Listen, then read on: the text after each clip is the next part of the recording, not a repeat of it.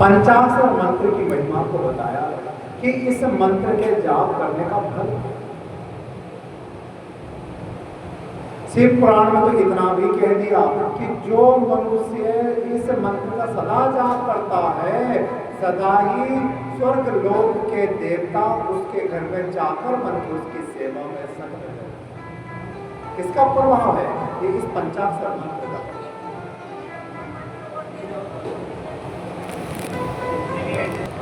देखो, वैष्णव धर्म से दीक्षित हैं आप लोग, तो आप किसी भी मंत्र का जाप करें, गुरु कभी ये नहीं कहता कि आप शिव को मत मानो, कि आप माँ को मत मानो, आप हनुमान। सुनो पूरी बात सुनो। फिर शंका ये होती है कई बार कि हमारा मन तो भगवान शिव में अटका हुआ है, लेकिन मंत्र हमको राम जी का मिल गया, हमें कृष्ण का मिल गया। फिर इन मंत्रों को हम कैसे करें? यही बात है। तो सबसे सरल साधन बताया है। देखो क्या करना चाहिए, कभी भी कोई भी पूजा नित्य कर्म को प्रारंभ करो, चाहे मंत्र जाप को प्रारंभ करो, तो सबसे पहले गुरु के मंत्र का जाप करना चाहिए। चाहे 5 माला 11 माला जो आप नित्य करते हैं, उसका जाप करने के बाद आप किसी भी मंत्र का जाप करो, उसमें कभी दोष नहीं है। लेकिन अगर गुरु मंत्र का जाप बाद में किया और दूसरे मंत्र का जाप पहले किया, तो उसका फल कभी नहीं है। इसलिए पहले अपने जो गुरु ने अपने इष्ट का जो मंत्र दिया है, उस मंत्र की 5 माला 11 माला जो आप रोज करते हैं, उसका प्रारंभ करने के बाद ही दूसरी पूजा सेवा मंत्र पाठ को करना चाहिए। फिर उसके बाद आप चाहे शिव का जाप करो, चाहे माता का जाप करो, हनुमान जी का करो, किसी का भी करो, फिर उसका दोष कभी नहीं लगता। तो यही है। देखो, तो इसी पंचाक्षर मंत्र की महिमा का गायन है। इस मंत्र की शक्ति कितनी है का देखो, इस मंत्र को जाप करते करते तो मां भगवती पार्वती ने भगवान शिव को पाया। किस मंत्र से? केवल नमः शिवाय के मंत्र। एक मंत्र में इतनी शक्ति है जो स्वयं शिव को आपके अधीन कर सकता है। वो मंत्र कौन सा है? ये पंचाक्षर। भगवान शिव के 2 प्रधान मंत्र हैं। कौन सा? एक पंचाक्षर मंत्र यानी नमः शिवाय, और दूसरा महामृत्युंजय मंत्र। ओम त्र्यंबकं यजामहे सुगंधिं पुष्टिवर्धनम्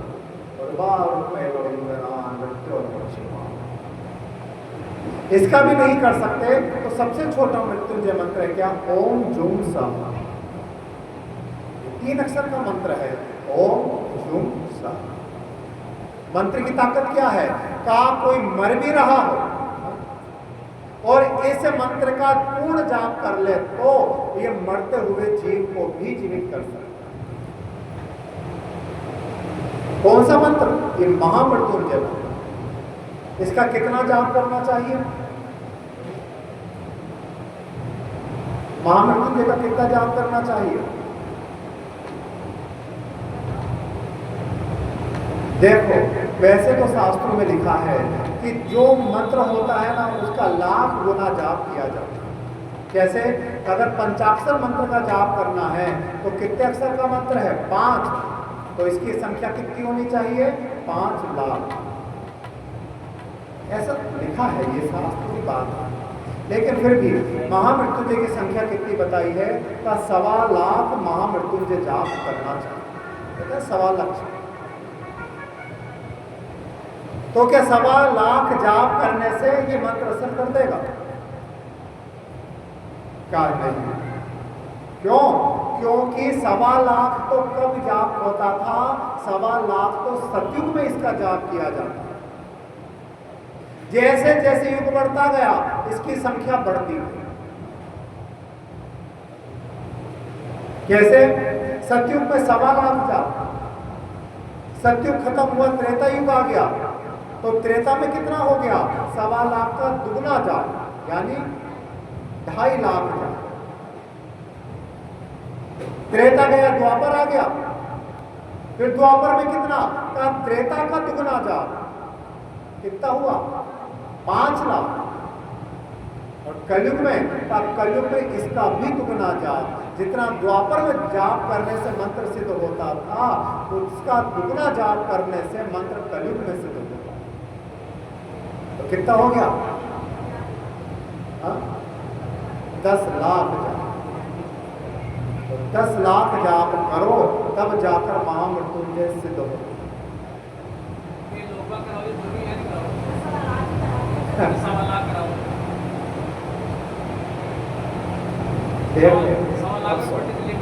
इसका भी बता, कल इसी से पुराण में एक बात और बताई है, क्या, भाव और जप। शिव पुराण में प्रधानता दिया है किसका, जाप और भाव का। भाव से अगर 1.25 लाख नहीं भी हो तो भी ये मंत्र काम कर देगा, लेकिन उसका भाव होना चाहिए। और बिना भाव के 1.25 लाख को 1.25 करोड़ जाप कर दो तो भी उसका कोई उल्लेख ही नहीं।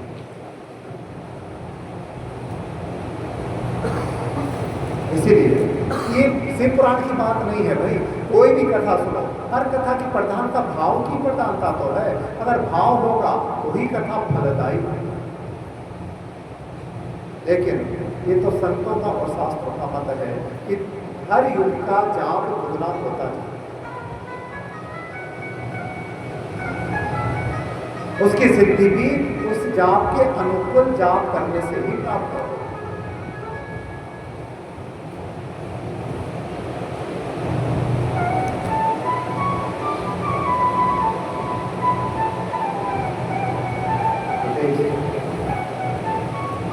शिव महापुराण की कथा में फिर आगे बताया भगवान शिव की पूजा करने की विधि क्या है। हम लोग जाते हैं लोटा शिव पर चढ़ा देते हैं शिव जी के, क्या पूजा हो गई? नहीं। शिव पूजा का भी कथा में नियम दिया है कि उस नियम के अनुसार ही भगवान शिव की पूजन करना चाहिए।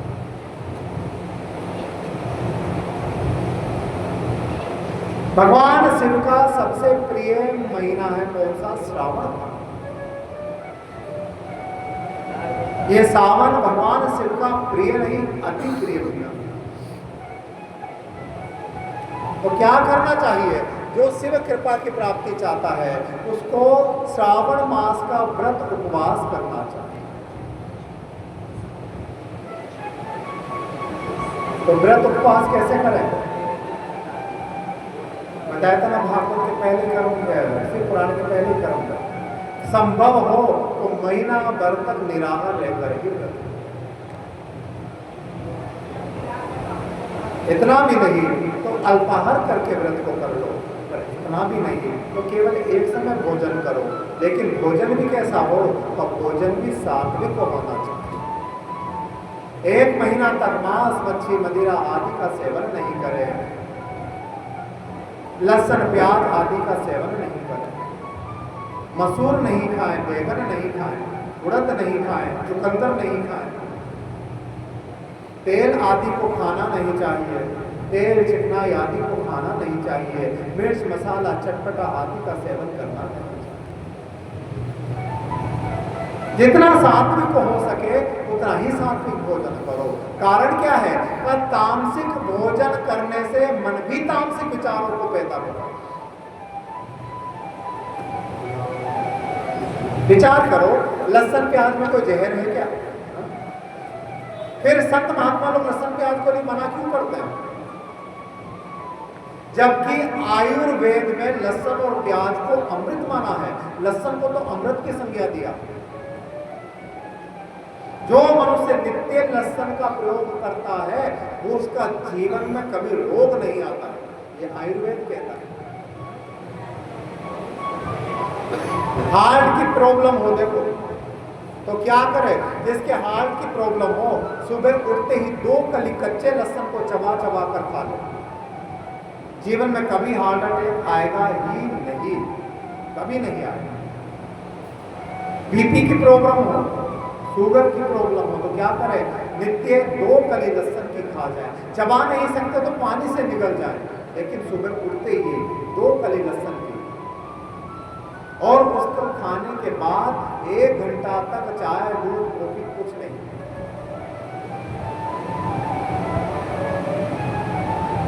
किसी पुरुषों में कमी हो, संतान पैदा नहीं कर पा रहा तो क्या करे, दूध के अंदर लहसुन की कली को उबाल कर उसको पी जाए।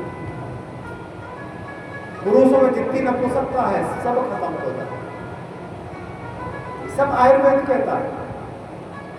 किसी स्त्री में बांझपन आ जाए, बच्चा नहीं पैदा हो, शरीर में अंडा नहीं बन पा रहा हो, बच्चे की नली सुकड़ गई हो, रोज उस लहसुन को उबाल कर पिए, पानी भी पी जाए, लहसुन को भी खा जाए।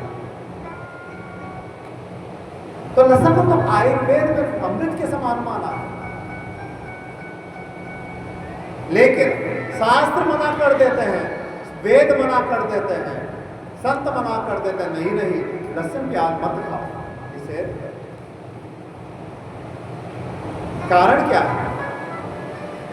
इसकी प्रकृति, इसका स्वभाव ऐसा है। ये बीमारी को तो दूर कर देता है, लेकिन इसमें एक अवगुण है। क्या? जो मनुष्य नित्य लहसुन को खाता है उसके शरीर से कभी काम भाव खत्म ही नहीं। काम प्रवृत्ति को कौन बढ़ाता है? ये लहसुन काम प्रवृत्ति को बढ़ाता है।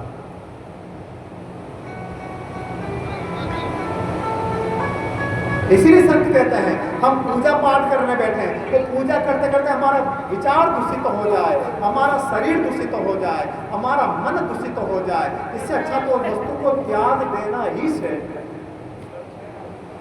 इसलिए लहसुन को निषेध किया है शास्त्रों में कि लहसुन खाने से मन का विचार अशुद्ध हो जाता है, मन में गंदे गंदे विचार आते हैं, मन के अंदर भाव गलत पैदा होता है। इसलिए लहसुन को निषेध किया गया।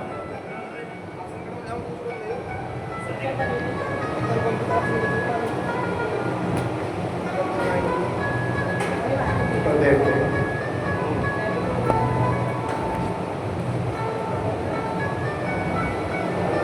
लेकिन